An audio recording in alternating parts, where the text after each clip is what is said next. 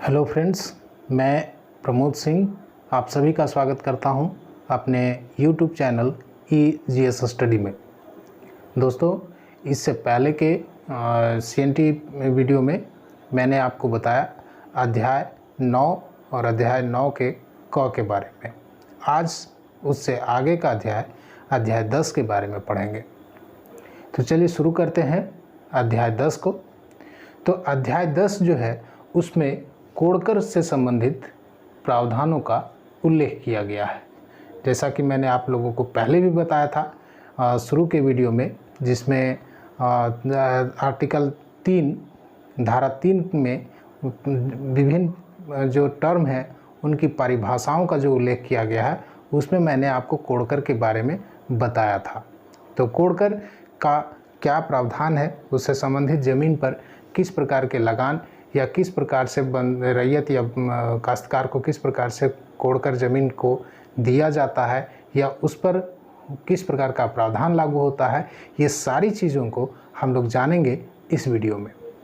तो आइए देखते हैं अध्याय 10 को।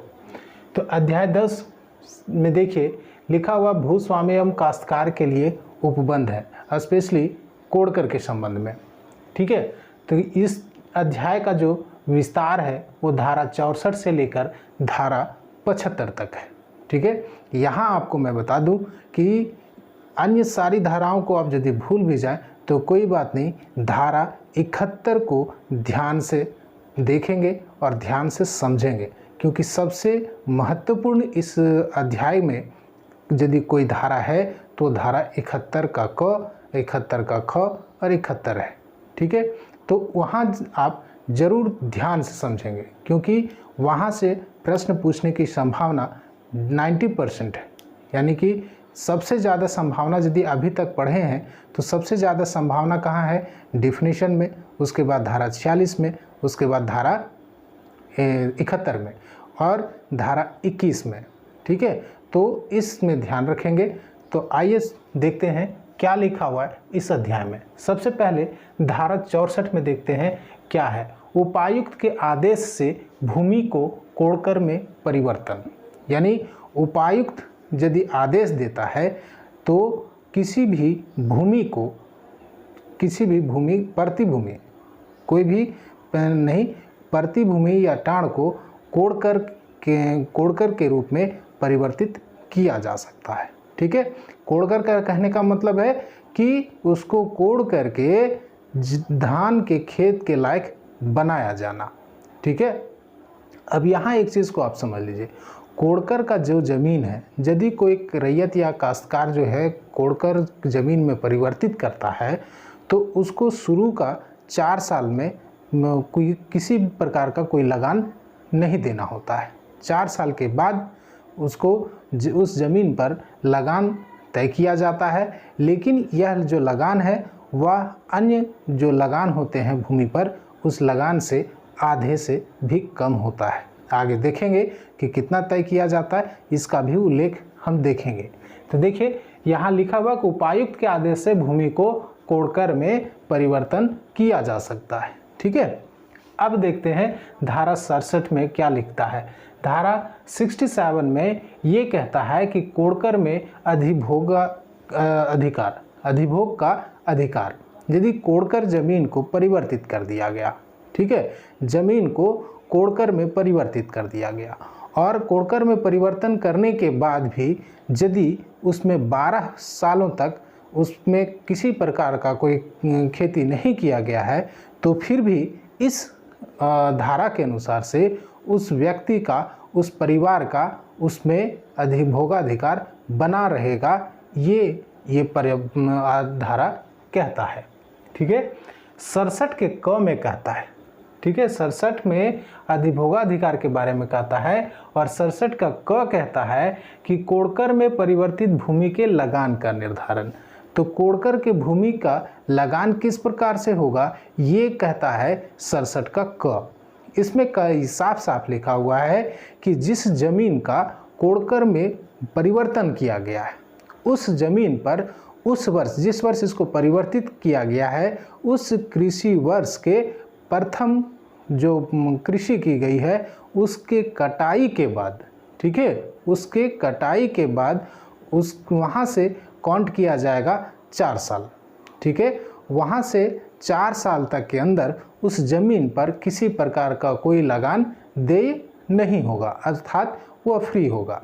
उसके बाद 4 साल के पश्चात उस ज़मीन पर यानी कि कोड़कर ज़मीन पर लगान तय किया जाएगा, लेकिन यह लगान उस एरिया में, उस गांव में या उस स्थान पर जो ज़मीन होगा उस अन्य जैसे किसी एक स्थान पर कोड़कर बनाया गया तो उस गांव में अन्य जो ज़मीन होगा उसके जो 3rd ग्रेड का जो ज़मीन होगा उसका लगान जो तय किया गया उसके आधे से भी कम होगा, ठीक है। समझ में आई बात? चलिए एक बार फिर से बताते हैं आपको। यदि एक ये ज़मीन है, जैसे गांव में कई प्रकार के ज़मीन होते हैं, ठीक है, तो 1st ग्रेड का, 2nd ग्रेड का, 3rd ग्रेड का, 4th ग्रेड का, ऐसे करके ज़मीन होता है जो उपजाऊ के आधार पर बनाया जाता है। तो 1st ग्रेड अधिक उपजाऊ होता है। तो यहाँ कहता है कि जब 4 वर्ष उसका बीत जाएगा तो 5वें वर्ष में उसको 3rd ग्रेड का जो ज़मीन होगा, ठीक है, 3rd ग्रेड का जो ज़मीन होगा उसका जो लगान होगा उस लगान के आधे से भी कम होगा, ठीक है। चलिए आगे देखते हैं। आगे धारा 71 कहता है कि धारा 71 कहता है कि विधि के विरुद्ध बेदखल किए गए काश्तकार को पुनः प्रतिस्थापित करने का अधिकार किसको होगा। मान के चलिए किसी ने कोड़कर ज़मीन में परिवर्तित किया, ठीक है, अब उसको बेदखल कर दिया गया किसी कारण से जो कि विधि के विरुद्ध है, जो नियम प्रावधान इसमें तय किए गए हैं बेदखल करने का उसके विरुद्ध है, वो नियम का पालन नहीं किया गया। तो उपायुक्त को यह अधिकार दिया गया है कि उसका जो बेदखल कर दिया गया उसको फिर से उस ज़मीन का मालिक बनाया जाए, उस ज़मीन का अधिकार उसको दिया जाए, ठीक है। चलिए अब देखते हैं 71 का क में। 71 का क कहता है कि विधि विरुद्ध अंतरण पर एसटी के कब्जा को प्रतिस्थापित करने की शक्ति। यहाँ कहा क्या कि काश्तकार को पुनः प्रतिस्थापित किया जाएगा यदि उसको बेदखल कर दिया गया, यदि नियम विरुद्ध है तो।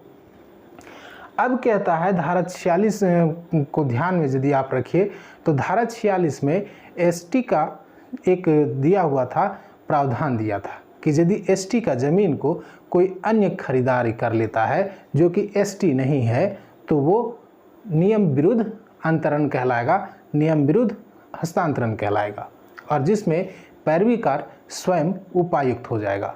अब यहाँ कहता है कि उस स्थिति में जब एसटी वाला मामला विधि विरुद्ध हो, ठीक है, विधि विरुद्ध मतलब नियम के जो इसमें प्रावधान बताए गए उस नियम से अलग हो, उल्टा हो, नियम का फॉलो नहीं किया गया है, तो कहता है धारा 46 के उल्लंघन पाए जाने पर क्या करेगा कि उपायुक्त जो है वह एक नोटिस देगा जिसने उस ज़मीन को कब्जा कर लिया है, एसटी के ज़मीन को कब्जा कर लिया, उसको नोटिस देगा और उसको एक निश्चित समय देगा कि वह अपना पक्ष प्रस्तुत करे कि आखिर उसने वो ज़मीन पर नियम विरुद्ध कब्जा क्यों किया, ठीक है। उसको उपयुक्त समय देगा और उपयुक्त समय के बाद उस ज़मीन पर पुनर्स्थापित कर देगा किसको, तो एसटी सदस्य को, ठीक है।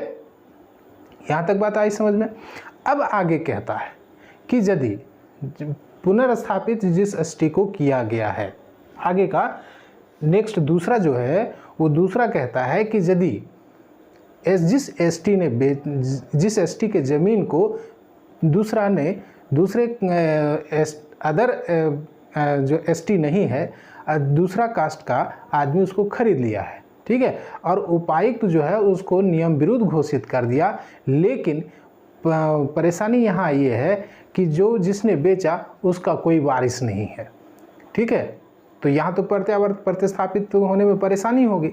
तो यही 71 का क जो है वो कहता है कि यदि उसका वारिस नहीं है तो वह ज़मीन जो कोई दूसरा कास्ट ले लिया था उससे उसको बेदखल कर देगा और उसी एरिया का, उसी गांव का, या गांव में यदि नहीं है तो उसी थाने क्षेत्र का किसी अन्य एसटी को यह ज़मीन बंदोबस्त कर देगा, ठीक है, यानी कि वहाँ से तो ज़मीन उसका वापस करा ही लेगा। कोई दूसरा जो जाति है यदि ज़मीन खरीद लिया है, ज़मीन का पर कब्जा कर लिया है, तो उससे तो वापस लेगा ही, लेकिन उसका वारिस नहीं है, एसटी का वारिस नहीं है, तो किसी अन्य एसटी के नाम पर उस ज़मीन को बंदोबस्त कर दिया जाएगा। ठीक है, अब इससे आगे कहता है, चलिए देखते हैं आगे। अभी तक मैंने आपको बताया कि यदि धारा 46 का उल्लंघन यदि करता है तो उपायुक्त क्या है कि पहला तो पैरवीकार हो जाएगा, साथ में क्या है कि एसटी का ज़मीन को जिसने खरीद लिया या कब्जा कर लिया अवैध तरीके से, उसको उपयुक्त समय देगा अपना पक्ष रखने का, और उसके बाद उस ज़मीन को वापस उस जिसने अदर कास्ट ने जो खरीदा है या कब्जा कर लिया है, उससे ज़मीन को बेदखल करके एसटी को दे देगा। दूसरा स्थिति है कि यदि उस जिसको वो एसटी को जो ज़मीन दे रहा है उस एसटी का कोई वारिस नहीं है, तो उस स्थिति में ज़मीन जो है किसी उसी क्षेत्र के किसी अन्य एसटी के नाम पर उस ज़मीन को बंदोबस्त कर देगा। ठीक है, अब तीसरा जो स्थिति है वो कहता है कि यदि 30 वर्ष हो गया, 30 वर्ष के अंदर उस जैसे बेदखल कर दिया गया और 30 वर्ष के अंदर उस ज़मीन पर जिसने जब अवैध कब्जा किया या अवैध तरीके से उसका अंतरण कर लिया, उस ज़मीन पर उसने भवन बना लिया। ठीक है, तो भवन बना लिया तो उपायुक्त तो उसको जिसने अवैध तरीके से कब्जा किया है उसको कहेगा कि आप इस भवन को 2 साल के अंदर आप इसको हटा दें यहाँ से, और यदि नहीं हटाया जाता है तो उस भवन को हटाने का आदेश उपायुक्त दे सकता है।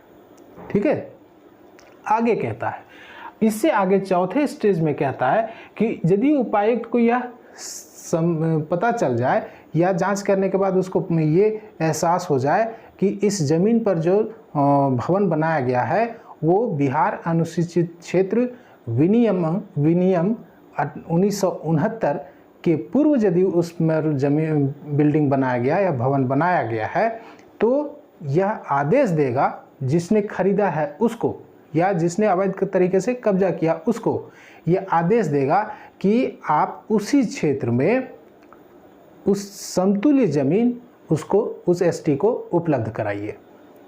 और यदि ऐसा वो नहीं करता है तो उस स्थिति में एक उपायुक्त एक प्रतिकर का तय करता है कि आप इतना पैसा उस एसटी को दें, और यदि जो इसने अवैध तरीके से खरीदा है वह व्यक्ति ये शर्तों को मान लेता है तो अंतरण जो है वो विधि मान्य कर देगा।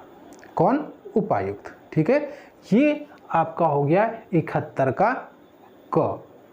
ठीक है, यहाँ आप ये ध्यान रखेंगे कि धारा 46 में 12 वर्ष का समय था और यहाँ आपको कितना समय दिया गया? 30 वर्ष। ठीक है, 30 वर्ष के अंदर यदि आवेदन प्राप्त हो जाता है या उपायुक्त को ऐसी सूचना मिल जाती है कि ज़मीन का एसटी के ज़मीन का अवैध हस्तांतरण हुआ है, तो वह इस पर फैसला ले सकता है, लेकिन टाइम पीरियड होना चाहिए 30 साल के अंदर। आज के लिए बस इतना ही। Thank you for watching. धन्यवाद।